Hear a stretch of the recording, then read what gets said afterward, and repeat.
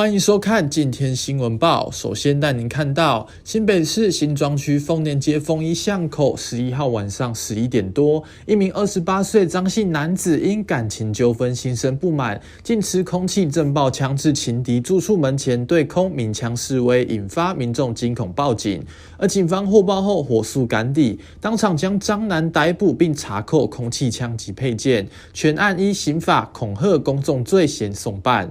经初步了解，张男因与吴姓男子发生情感纠纷，在互呛后一时情绪失控，竟于深夜持枪现身，朝空中连发数枪以泄愤，所幸未酿成伤亡。人气啦啦队员李多慧11号出席代言活动，除了现场热情跳3正舞，他也透露了自己的理想型条件，包括 man 的感觉，更大喊臭臭不行，表示自己很在意礼貌。而日前感冒的李多慧说，他真的吓到了，因为台湾的药很棒，吃了以后早上起床后状态就恢复很多，也形容当时是有点头痛跟眼睛痛的症状。而他更说，很感谢大家的关心，可能是和天气有关，也会多休息，不过现在也已经没事了，请大家不用太担心。屏东县三地门乡溯溪秘境海神宫瀑布发生了一起意外，2名民众11号下午经过该处时，惊见有3名游客溺水，赶紧通报救护人员到场，